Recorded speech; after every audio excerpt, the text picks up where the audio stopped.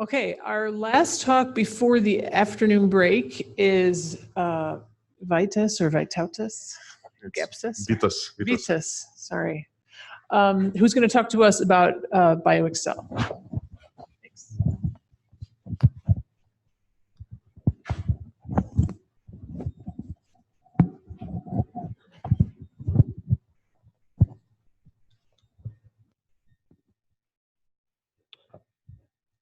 Yeah, thank you for the introduction, and thanks organizers for allowing me to represent BioExcel today.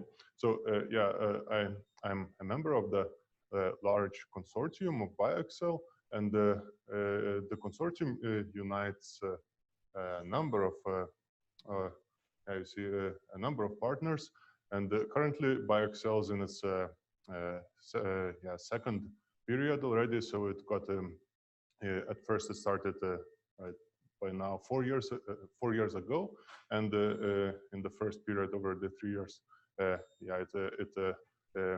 established the collaborations and produced the source code, and I'll tell a little bit what has been done. And now it's the second year, the second extension, the first extension and the second period. That's where we are. And we are collaborating on numerous software source codes, and there are mainly two branches that I could generalize all the activities into. So one is, of course, the solutions, and this is this green branch. So these are really the uniting the software developers of the core codes that I will later go one by one through.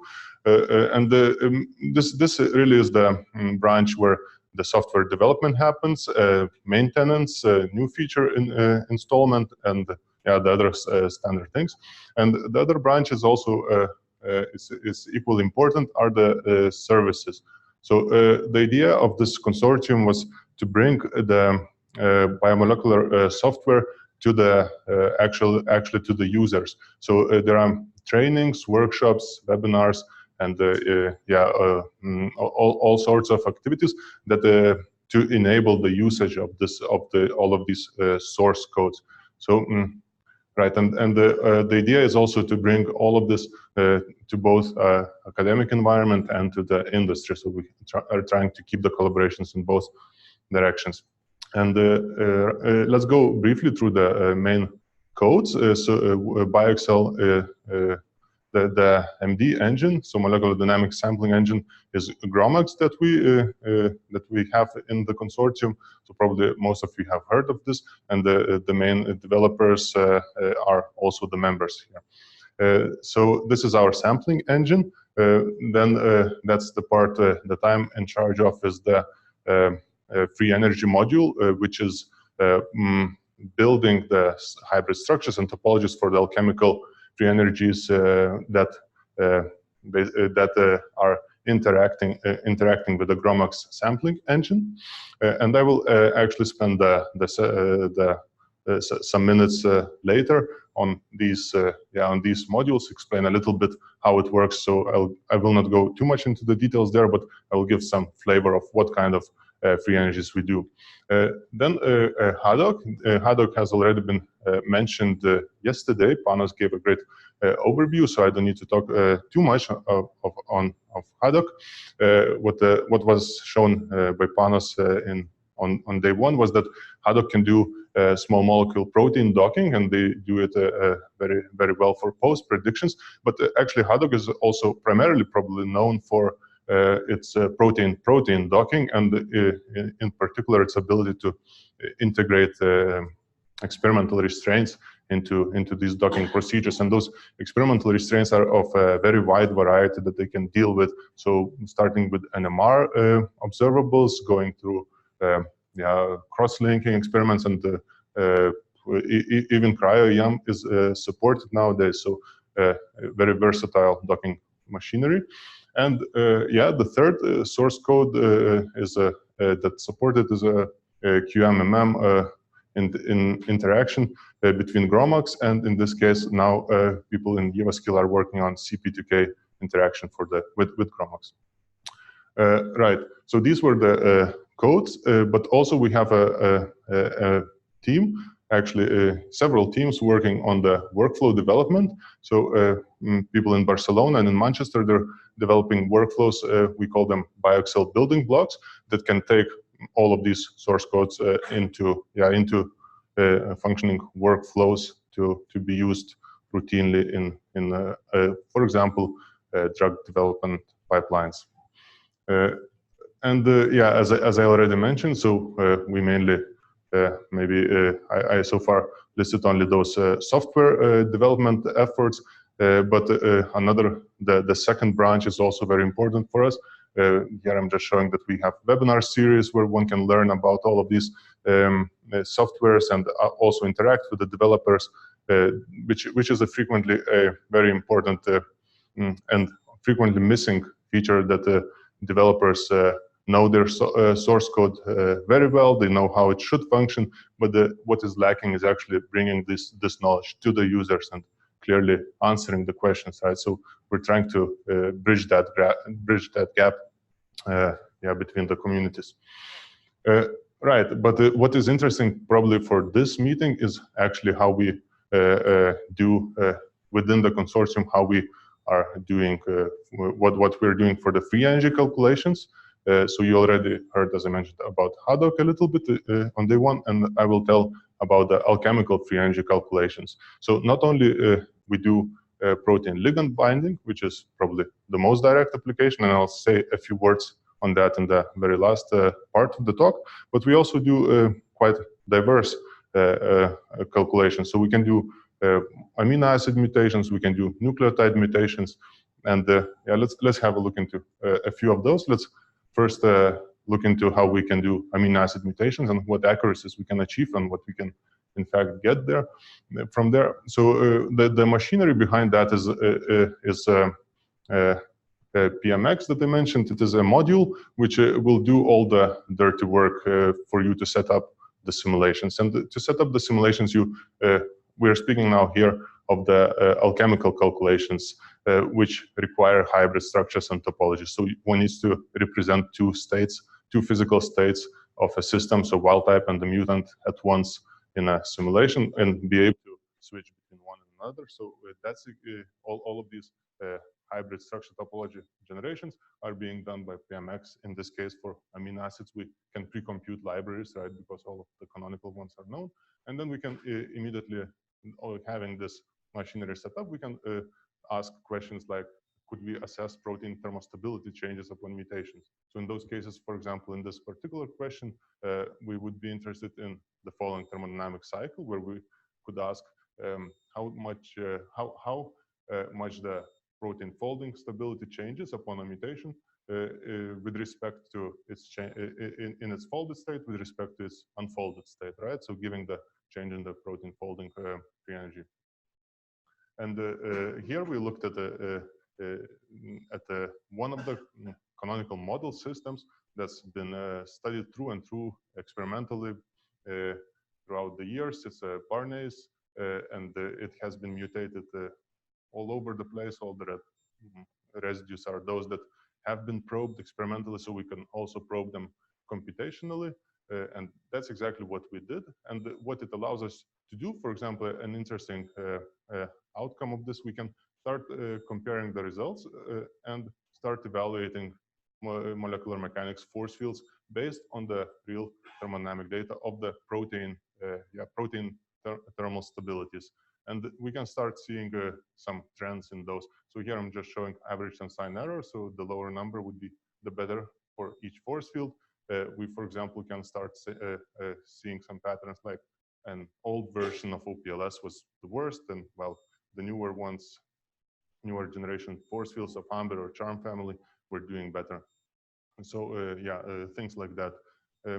Also, in fact, I will just mention this a rather technical detail, but it will keep on reoccurring several times in the talk, so I will bring it up here. In fact, it's a peculiar thing that one can start combining force fields. These are different force field combinations, either based on the machine learning or just simple averages of the results obtained with different force fields. And actually, they always, well, I should be careful, not always, but depending on which force fields are combined. But in principle, one can always outperform single force field by a combination of multiple force fields, most likely suggesting that the force fields are actually making errors in the opposite directions from the experimental value. But this is just an interesting observation that I wanted to bring. We can also use these, so not necessarily it's, the protein stabilities that we could probe by mutating amino acids. We can also probe changes in drug resistance upon amino acid mutations. We simply need to modify the thermodynamic cycle, so then we would be interested in changes in the protein stability in proteins holo form with respect to proteins change in protein stability in its apo form, right? So it's just a trivial change in the cycle. And we done exactly that. So Matteo Aldeghi was running lots of calculations on these, on many systems. So he really probed more than 100 mutations in a diverse set of systems with very diverse ligands. So we see a very similar trend as I showed for thermal stabilities and very similar accuracy. I'm just showing, let's concentrate here as root mean square error. So we are somewhere between 1 and 1.2 kilocalories per mole error in drug resistance predictions. And again, the same trend holds.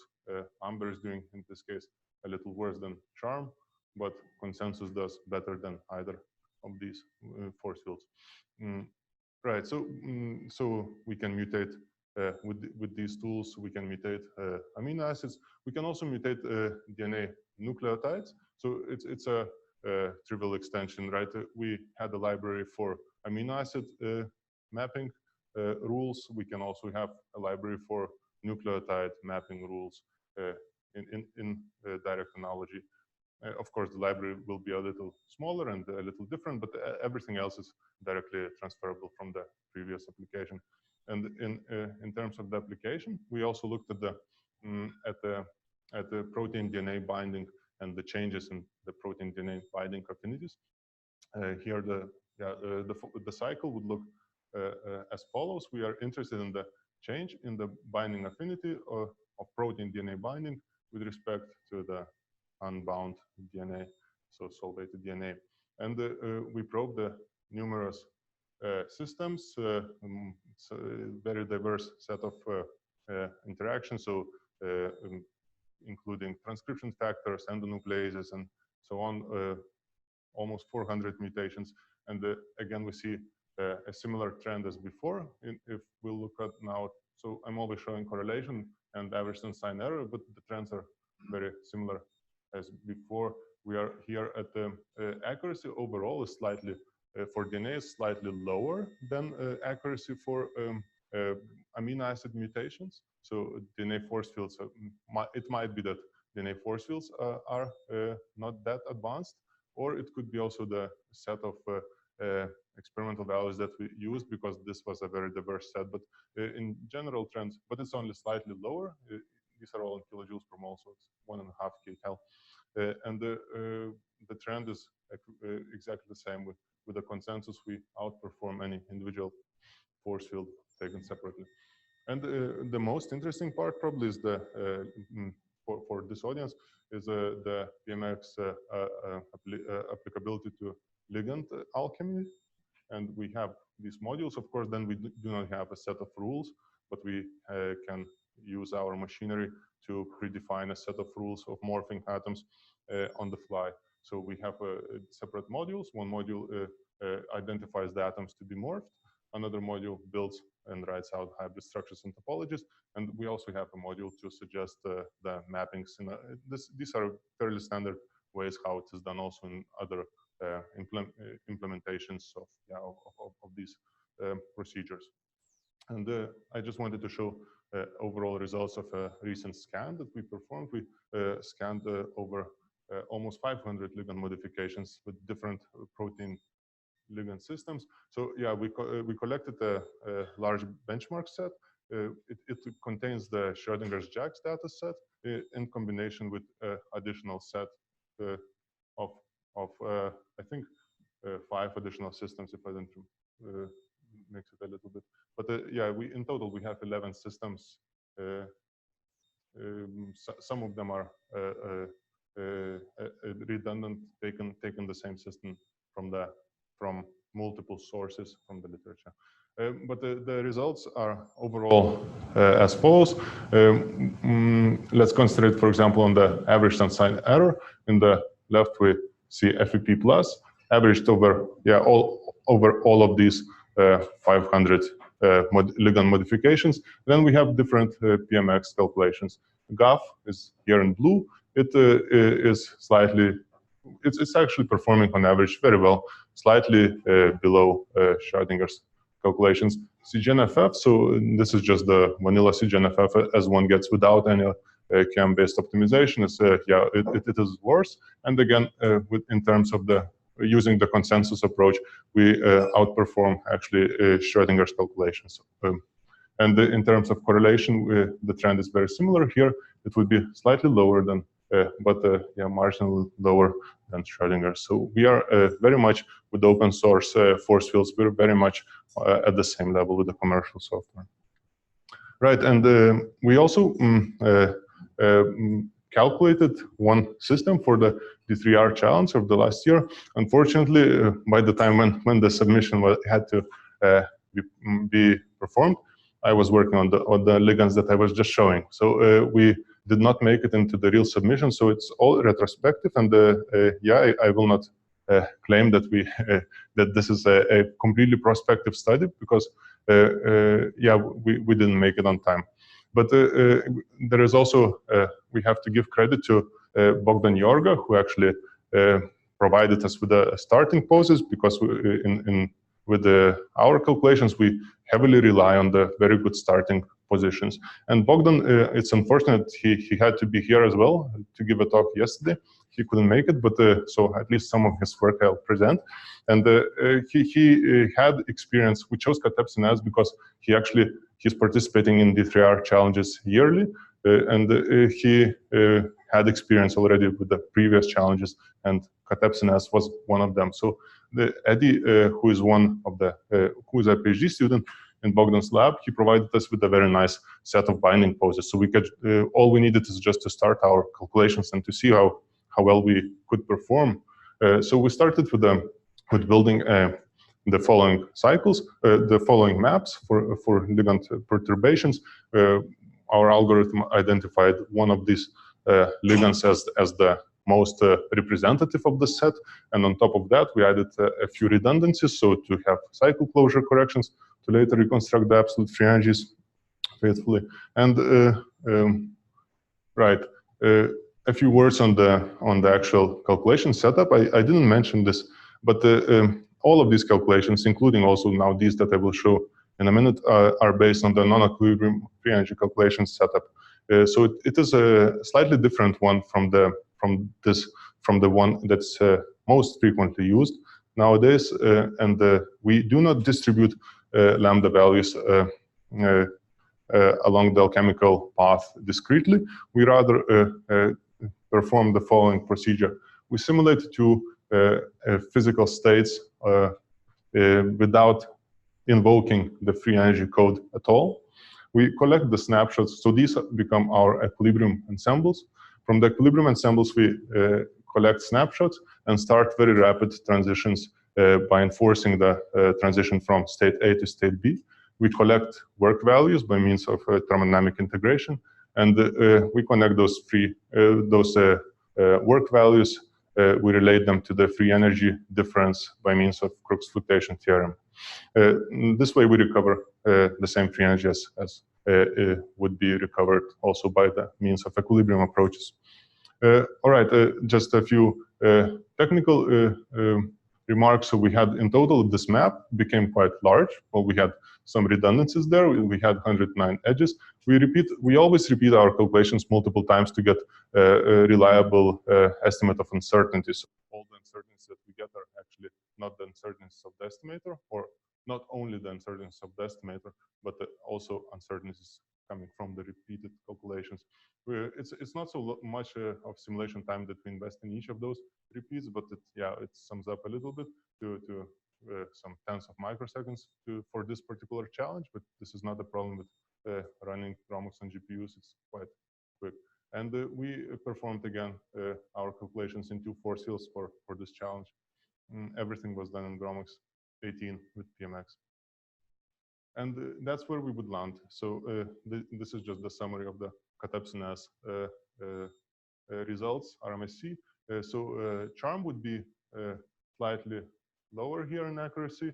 GAF would be very good, and consensus would be outperforming all of those approaches.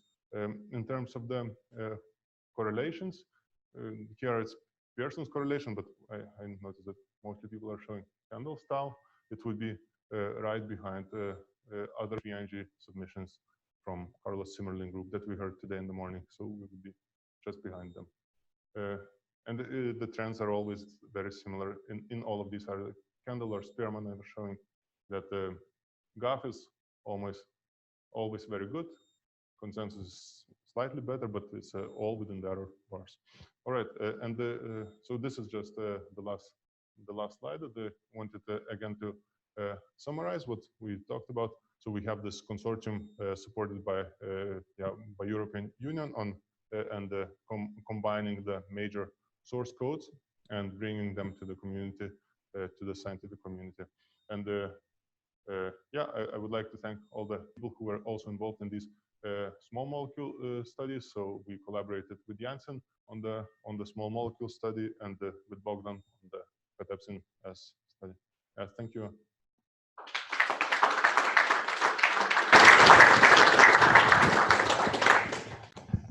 Be great. Any questions for Vitas? Yes.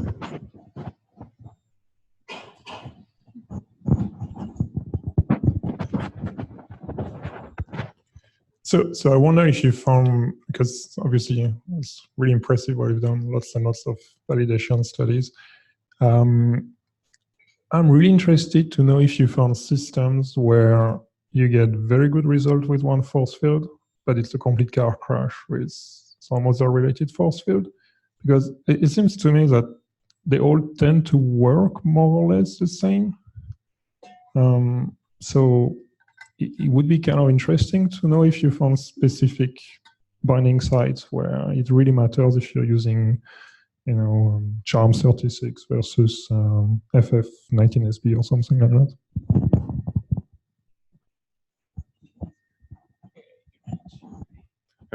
Thanks. That's a really good question.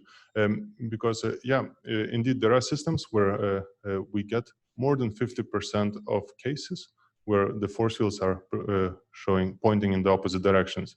And one of them, that's exactly the point we're looking. It's quite difficult to pinpoint what the reasons are for that, because there are many differences, right, between the force field parameters.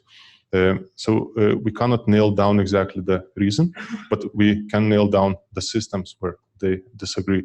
And we have some candidates, molecules where we really can say that, for example, GAF always underestimates free energy for this particular chemistry, or CGNFF maybe overestimates. And so these things we actually have identified in some cases.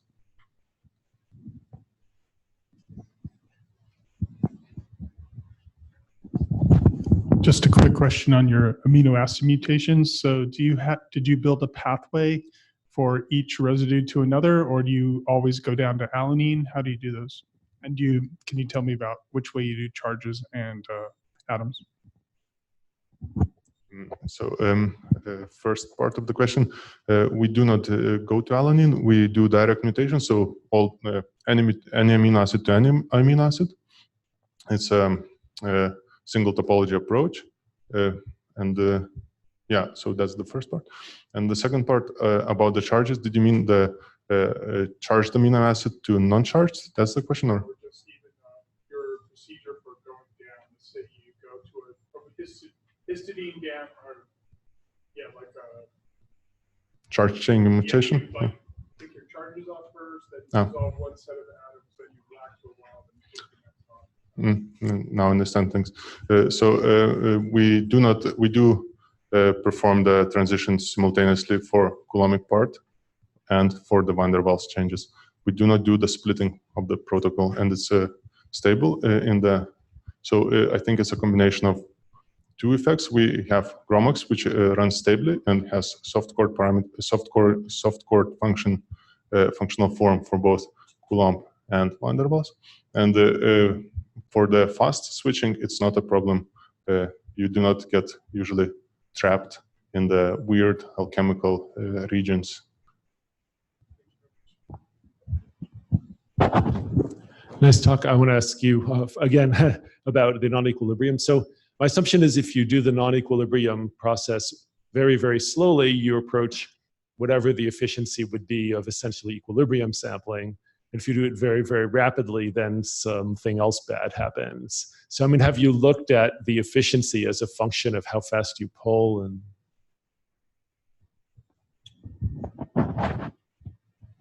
yeah, this is always on our mind in the group.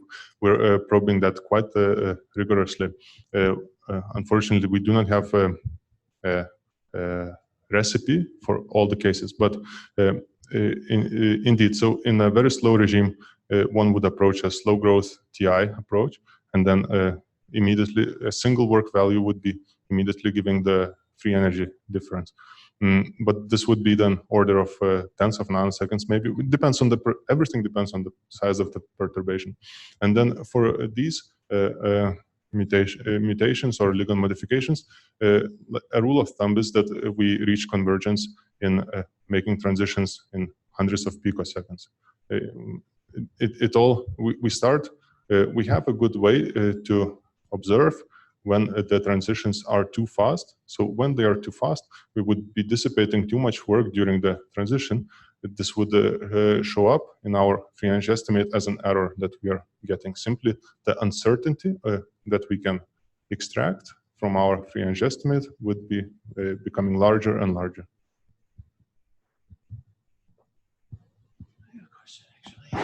Can you comment on how much crosstalk you have at BioExcel with the folks at MolSI and the folks at BioSim Space? Because you sort of, in some sense, are converging towards similar activities. Yeah, we should have more crosstalk.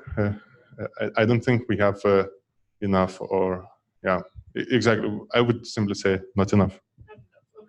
There are also specific examples, for example, several you might know about programming costs.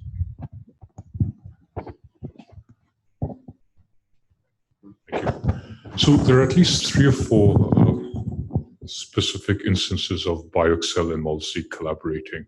There was a 2 to 4 day workshop on workflows in Barcelona in December, and there's a follow-on workshop planned. We're trying to get the details sorted out. And so, and the one that's coming up again, BioExcel MolSI joint, is much more user-focused. So hopefully I'll see some of you there. But then there have been several people from BioExcel who have been presenting at the MolSI webinar series, and I think the other way around as well. BioExcel folks organized a seminar series at PASC, which I think is Platform for Advanced Scientific Computing, and MolSI contributed. So there is joint training, joint seminars, joint hands-on.